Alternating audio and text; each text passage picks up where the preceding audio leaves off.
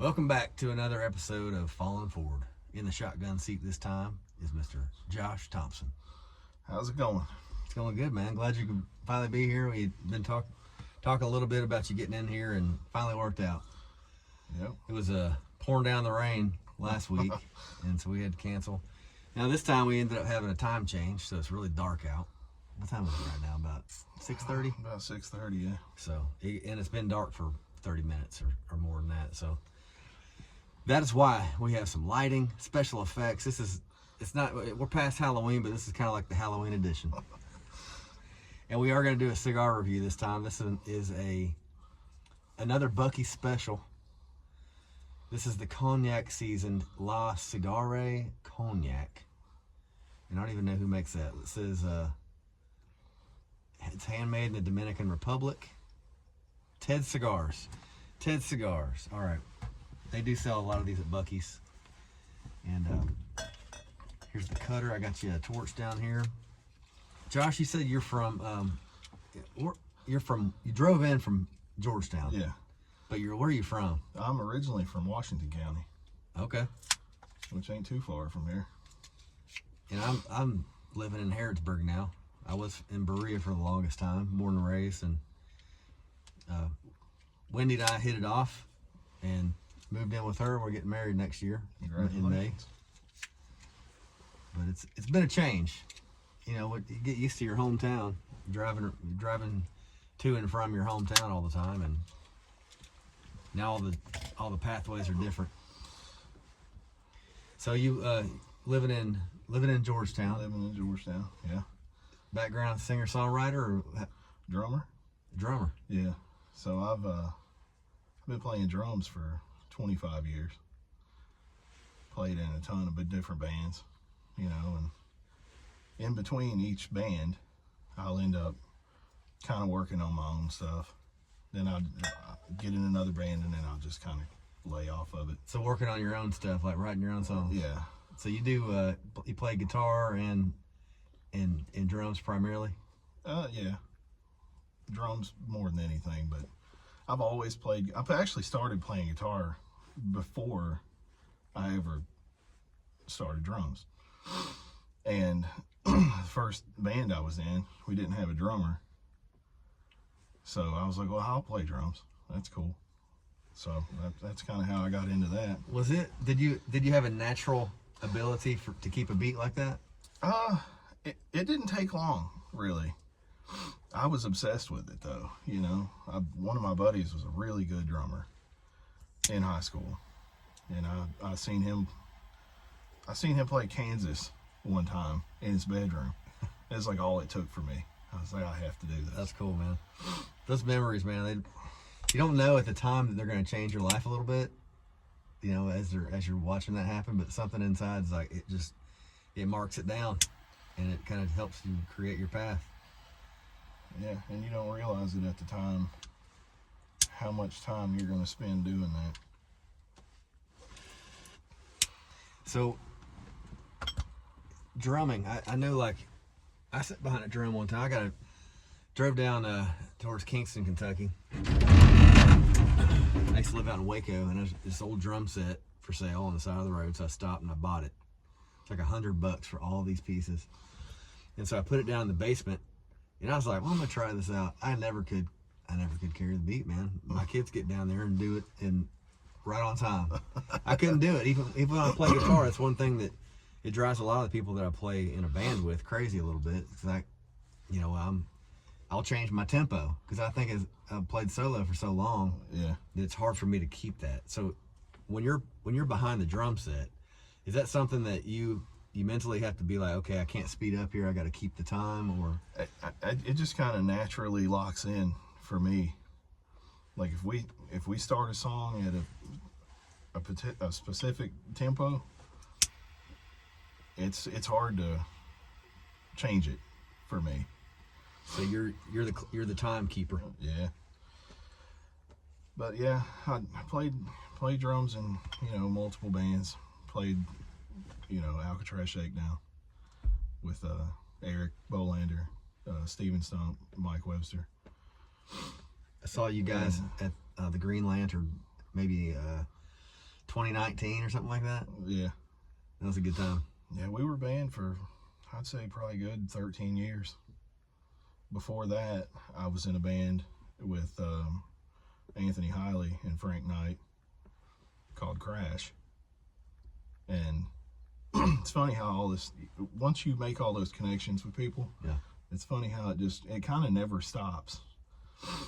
Because I'm back in a band with those guys. We're playing again. I've got my own thing going on. And I'm playing bass with Eric a lot now. Yeah. Eric Bolander, he's got a new album out. Or, yeah. Or were you playing on that one too? I'm not. I fill in. Okay. I'm just a fill-in on guy with on him. the shows. Yeah. So when he'll call me and say, "Hey man, you want to play bass?" Well, yeah. Bass is fun. I have a good time with it because I can just stay in the pocket and not bother anybody. Yeah. It's just a fun time, you know. I think the bass players on stage look like they're having the best time of anybody up there. Because you ain't got to worry about everybody really looking at you a lot, you know. Yeah. You're just doing your thing. I always love it when I see a bass player just like creating their own style. Like you know, you can, like with the bass, like it can affect a lot of different things, and you know, just like you said, stay in the pocket. But like, I love it when I see like they'll do a little solo or something when it's kind of in a place where maybe it's not supposed to be or something, but it just adds a different element to the show. But yeah, I'm playing with him at the record release this coming Saturday, cool. So that's gonna be a fun time. That's at the Burl? Yeah. So I'm gonna try to upload this thing. So let's talk about that show and we'll try to get some people out. Nice. So it's this. It is this Saturday? Saturday. Yeah. And Which is today is what, the 3rd? Today's November the 3rd. I think it's the 8th, right? Is it the 8th? I think not today, but I think Saturday's the 8th, right? Today, so Hang on. Yeah, Saturday's the 8th. Saturday's the 8th. Yeah. Okay. So 5 days from now, on the 8th, mark your calendar. Eric Bolander's a great dude. He and I, you know, we've written a couple songs. Neither one of us has tried to put them out or anything, but he's salt of the earth, man. Yeah. And lives down there in Richmond, Kentucky now. Yeah. Way out there. He's got an album. I like the concept art that Jimbo created. It's a different tattoo for every song on the album. Yeah, I think that's great. It's very cool. Similar on my record that I'm working on. So every song that we put out, there's another artwork that goes with it. And so I write most of my songs with Brandon Henderson, which is my best friend. I grew up with him. And got into writing songs together and kind of figured out, well, I'm good at putting melodies down, figuring out chord progressions. He's really good at writing lyrics, so we'll kind of co-write the lyrics and then form it into a song. Mm-hmm. And he does all the artwork, and it's pretty killer. We put out 3 singles. All of those have his original artwork on it. Hell yeah. So where can people find that? It's on all the streaming services? Yeah, it's on all those. It's but you have to look it up under Josh Thompson and the Resurgence. Josh Thompson and the Resurgence. Yeah, and if you don't put the band name in there with it, you'll end up finding Bro Country Josh Thompson. All right. he don't need any more attention, does he? No. So the Resurgence, is that spelled with a C-E on the end or a T-S? C. Okay. And it's kind of like, I'm 41, you know. I started doing this particular project end of last year. You know, I started writing a little earlier than where we are in the year right now, but so it's a young project, but I think it's coming along good. I'm really happy with it. So when you say you're 41, what is that like? What is the attitude behind that? Is it like, I'm 41, I got the rest of my life, I want to be able to put some stuff out? Or is it, I'm 41, because I'm gonna be 48 this year, yeah. And I'm feeling that where I'm like, I don't have anything to lose. I'm gonna put out whatever I want to put out. That's it. Okay. That's it. Yeah. I just wanted to make sure it wasn't like 41, you know what I'm. Yeah. Because I have a tendency to do that, man, and I think that if we get in that mindset, it can be self-sabotaging in a way. Yeah. I think the sky's the limit when you put songs out. You really don't know who it's going to affect. I've always wanted to do it. I've always wanted to create an entire record of my own songs, but I don't think I could have done it until now. You know, I don't. 25-year-old Josh couldn't have wrote songs like this. There's no way. You had to get some life experiences, man. That's my favorite songwriters are older dudes that have lived it. They're not 18 and pretending they have gone out there and done anything. Right. You know, but that's the beauty of songwriting too. And that 18-year-old kid will relate to something you've been through in his own way. Yeah. You know, because I don't know. That's the thing, man. Age really doesn't have anything to do with it, other than folks from Nashville scouting for how to make money for their label. Sometimes they get these young kids thinking that they're gonna, you know, be making a label money for a long time. Right. But I don't know that they're looking for. I don't know what they're looking for, honestly, because as soon as I say that, they'll pick up somebody and give them a record deal at 50 years old. You know, that's what I'm hoping for. You might hear a kid, 12 or 13 years old, that sounds like he's already lived 30 years. Yeah, you know, but for me, I just couldn't do it. Then I would sit down, I would play a riff, get a decent structure, and then go to spit out words, and I can't. Like, I just couldn't do it. I had nothing.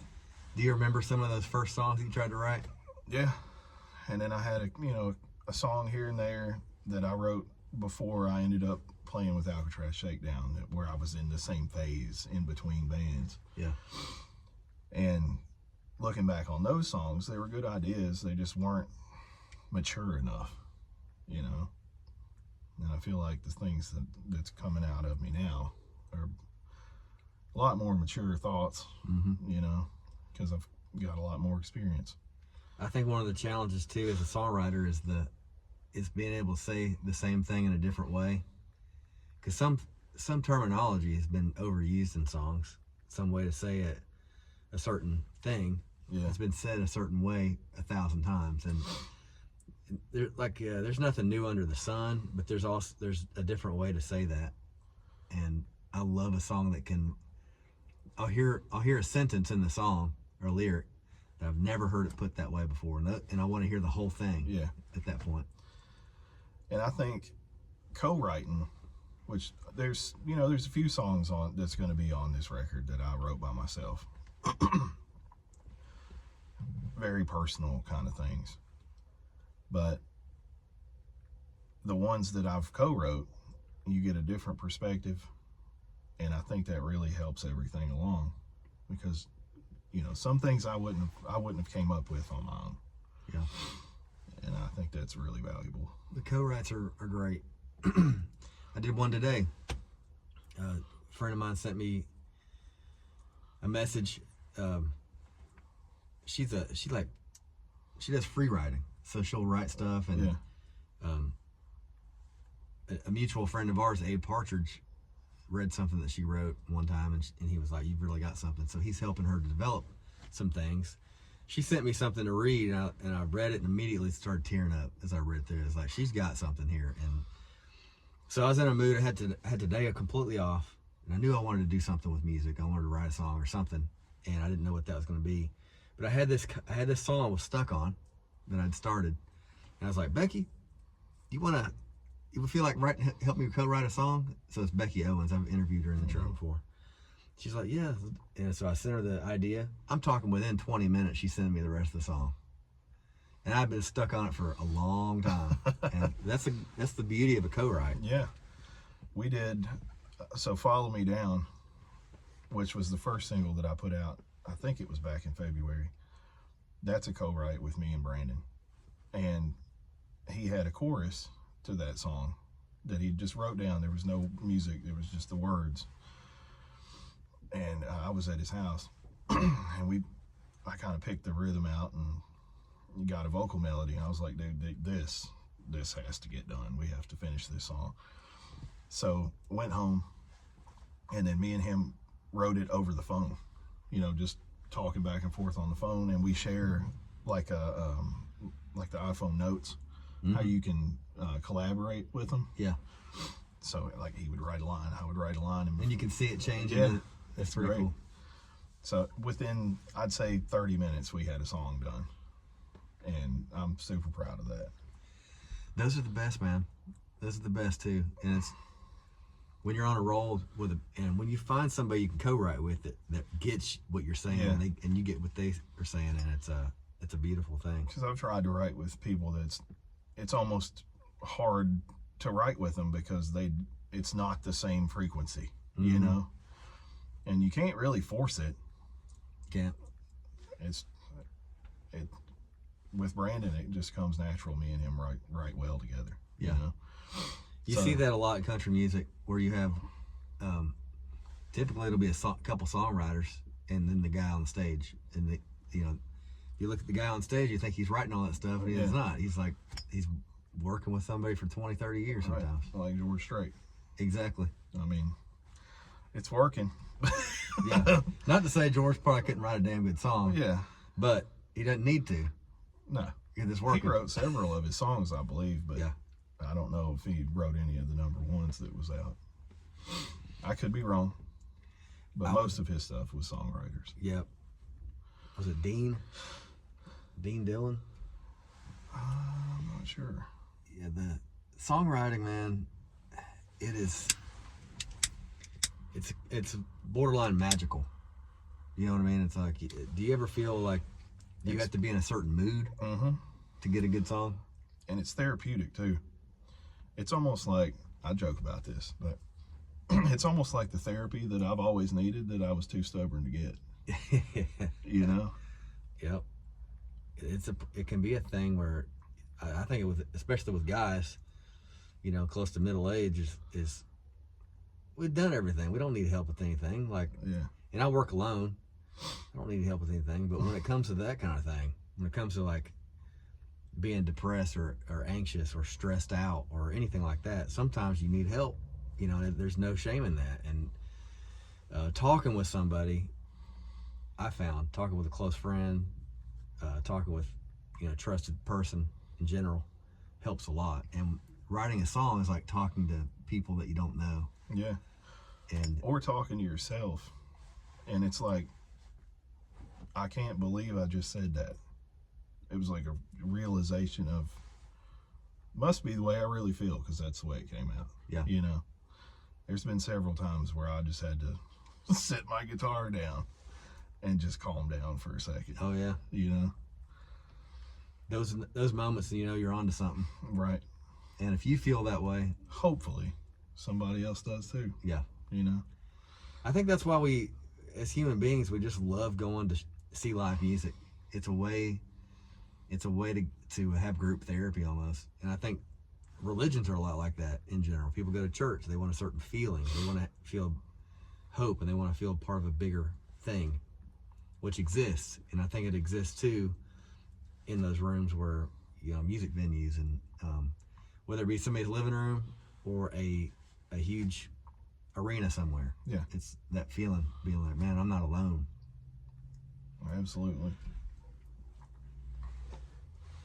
But those, I don't know, do you remember that moment where you first picked up a pen and said, I want to write a song? Like, what was the surrounding leading up to that? It was almost every time I did that, it was in a rough time. But when I actually feel like I was successful with it, I was happier than I ever was at the time. And I don't know why it started working. Hear that? Yeah. I don't know what that was. Is it my phone? I've also, what you can't see in the Is that picture. mine? Oh, it's your phone. What you can't see in the picture is a lamp that's literally on fire directly behind the screen, sitting on the hood of the truck. And that was, heck, I'll show you. I'll show you. Or not.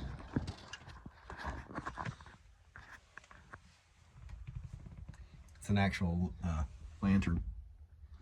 I thought about bringing it in here, but there is a gas tank behind us, behind the seat, so try not to. That's the title track off my record. Which one? Light the Lantern. Light the Lantern? Yeah. Man, that's appropriate, isn't it? Life's like that. Yeah. So you got some music out, got more coming out, maybe in the near future. Yeah, I'll be currently tracking guitars. I've got a lot of stuff tracked. Some of it is just missing lead guitars. So Kyle Mulligan, which is also in Eric Bolander's band, Okay. plays with me too. So we're working on tracking guitars right now. We got Maggie Lander played on several songs. I think she played on 3 songs. She played fiddle on 2. She did backup vocals on 3, I believe. But there's several things that haven't been tracked yet.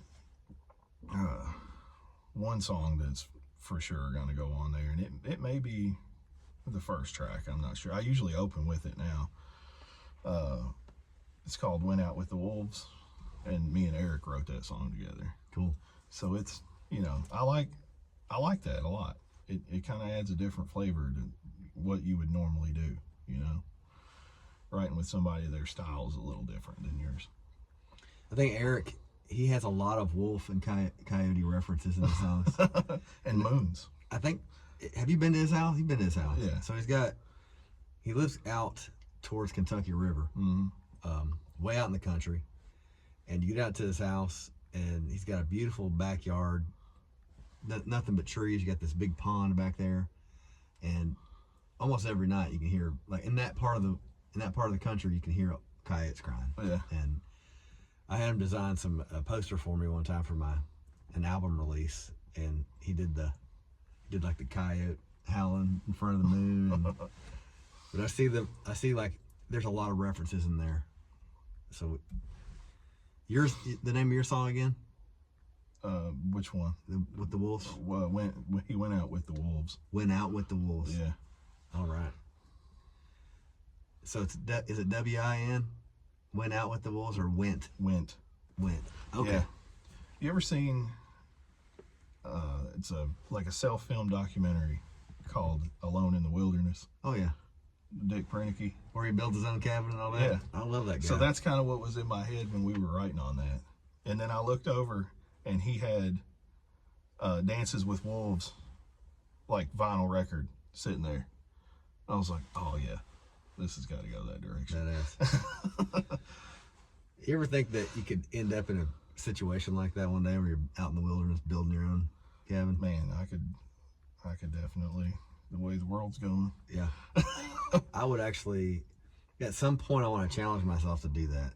I don't know when, but I want to. And hopefully it's not out of like survival. Hopefully it's just out of like, I'm curious if I could do this. Yeah. But he got to the point, the guy in that show, he got to the point where he's like, okay, I've had enough. I'm gonna pack up a few things and head out and do this. Yeah, I think he was he in his 40s? He wasn't super young when he moved out there. I was thinking he was older than that, like maybe in his 50s. Maybe. And he lived up there for like 20 years. Until he was in his 80s, I believe. Wasn't it?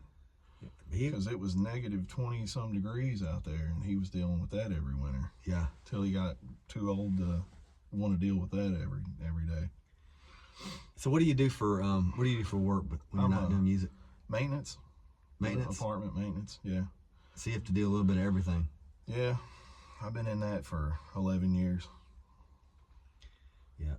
I do heating and air, refrigeration. Okay. And electrical. So, that's kind of what I do now is way less than what I used to do. When I worked for somebody else, now I have a handful of people I do work for. But how did you get into the trades? Well, I was driving a forklift before that. I drove a forklift for 12 years. And so one of my bosses, his wife, was a property manager. And I worked at the warehouse till they shut it down. And when they were shutting it down, they were helping everybody get resumes together and everything. And I'd always been kind of handy. But I was like, hey, let me see if I can get an interview. Y'all have any apartment jobs open? That's kind of how I got into it. It's a good steady work. Yeah, been doing it ever since. Is it just like one group of apartments? Well, so for the longest time, I worked on site until just a few weeks ago.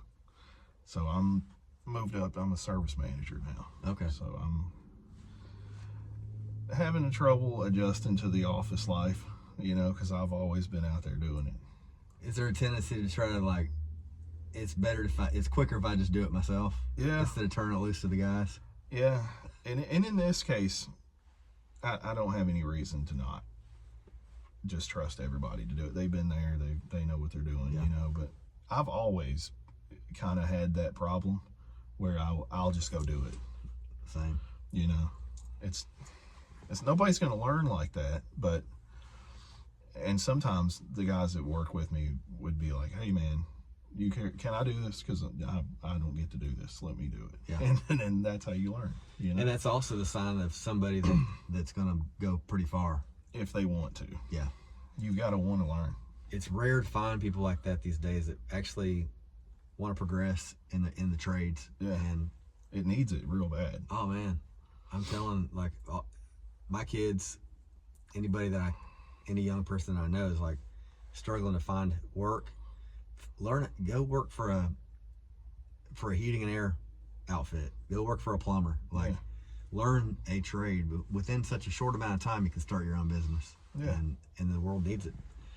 The way things are going, man, things are changing so quick. But we're always going to need plumbing. We're always going to need electrical. We're always going to need heating and air. And school's expensive. Yep, school's expensive.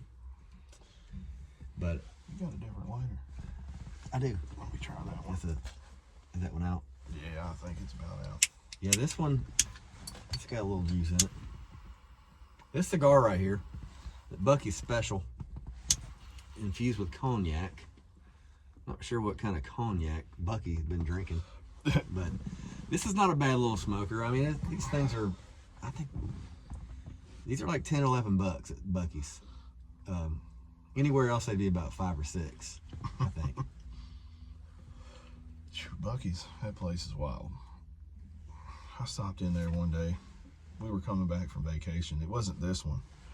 There's more people in that place than I think I've ever seen inside of a place in my life. It can be crazy in there. I had to get out. I was like, I can't be in here right now. There's too many people. I've learned the hard way. Never stop at a Bucky's anywhere close to the weekend, anywhere near a city, like the one on the way to Nashville. We pulled in there because I was like, we're going to Florida. And I pulled in there. I was like, this is the cheapest place to get fuel. Filled the car up. And then it took about an hour to get out of the parking lot. It's crazy. Nobody's letting you out. You finally have to become a jerk, pull in front of people and just ignore what they do. But yeah, Bucky's. So what's next for you, man? Like, you got the show this weekend at the Burl on the 8th, November the 8th. Yep. So it's an album release show. Are they having an opener? Yes. And I need to look and see who it is. I believe it was, isn't Brother Smith playing that? I could see that happening. Yeah. I love those guys. Yeah, so doing that, and then shortly after that on my calendar, I've got, so the other band I play with Anthony, it's Anthony Hiley and Frank Knight. I don't know if we're going by Crash. That's what we used to go by back in the day. Mm-hmm. I'm assuming we're using that name. Whatever. I need to get Anthony in the truck and do an interview too. I booked him on the BB8 Spotlight. Oh yeah. Maybe 2 years ago, I think. But he's got a killer voice, more of that rock and roll kind of voice. Yeah. Yeah, he can hit the high notes. You got Brother Smith and Mule Haggard. Hell yeah. So that's going to be a good night. Yep. Y'all make it out to the Burl on Saturday? Doors at 7, shows at 8. Okay. That may be one I can make, too. My year's slowing down, gig-wise, so I'll be able to go to more shows. I got one little thing on Sunday. That's about it. Yeah, let's see. I'm gonna look at my calendar. So we're playing. Let's see. It's November the 29th. I'm playing with Anthony at Live Action Bar in Georgetown. Live Action Bar. I haven't heard of that one yet. Yeah, it's fairly new. Okay. What part of town is that? Is that out by the Outlet Mall area? Yep. Okay. It's the old Tipsy Cow. Okay. Yeah. I was wondering what they were going to do with that. Live Action. Oh, that's a great room. Stage is cool. Yeah. I think still got the same stage and everything in it. All right. I think Jacob's put more pool tables in there. It's a pretty cool room. I'm not a professional at this. Can't get it lit. Keep it lit, bub. What I do is, the trick is warm it up to the point it's cherry red on the end. Just warm it up like that. Oh, this one don't work, but you got a good cut on the end of it. There you go.